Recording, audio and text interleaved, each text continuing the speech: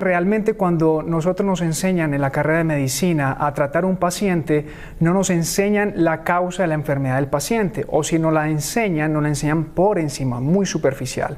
Ahí fue cuando yo empecé a ver que en mis pacientes, a pesar de la medicina alopática, de los últimos medicamentos que nosotros aprendemos, de los congresos internacionales, de las actualizaciones en los congresos internacionales de los diferentes tipos de enfermedades, a pesar de eso los pacientes no mejoraban, tenían que ir tras un medicamento y después otro medicamento e incluso llegar hasta cirugías innecesarias.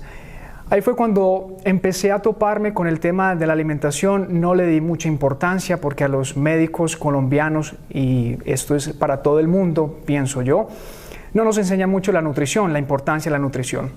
Y fue cuando a través de un libro que llama Come grasa y adelgaza del Dr. Mark Hyman, me di cuenta que todo el tema de las grasas saturadas, del colesterol, y todas las recomendaciones que nosotros como médicos hacíamos a nuestros pacientes no era basado en una evidencia fuerte. Y me interesó muchísimo más profundizar en ese tema. Empecé a utilizar en mí mismo la alimentación muy baja en carbohidratos, empecé a ver muy buenos resultados. Yo era asmático, tenía 5 inhaladores, tenía incluso medicamentos orales de última generación, tenía neumólogo propio y cuando empecé a adoptar una alimentación muy baja en carbohidratos, empecé a quitar todos esos medicamentos de mi vida.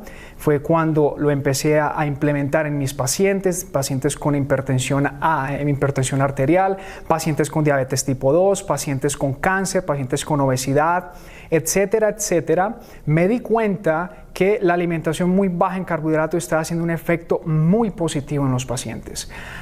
Gracias a eso hice un diplomado en nutrición clínica y también hice un diplomado en epidemiología y bioestadística para poder entender el por qué era tan importante el tema de la nutrición y por qué estábamos tan equivocados y habían dos bandos totalmente contrarios. El bando que decía que los carbohidratos eran muy importantes y las grasas eran malas, y el otro bando donde los carbohidratos no eran tan importantes y las grasas eran fundamentales.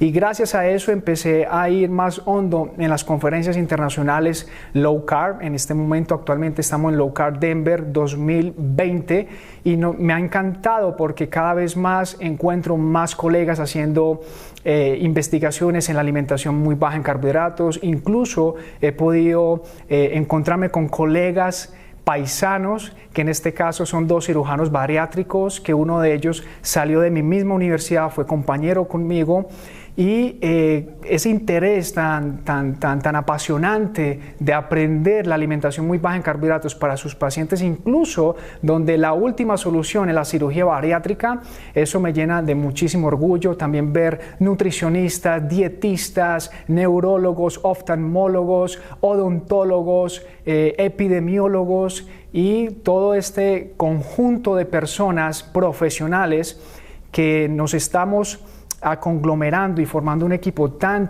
interesante para decirle al mundo que tristemente los médicos nos hemos equivocado, pero nos hemos equivocado sin justa causa, por decirlo de alguna manera, porque también hemos sido enseñados bajo un régimen de mentiras, y eso es lo que precisamente Nina Teicholz nos habla acerca de las guías nutricionales internacionales que no están basados en una muy buena evidencia.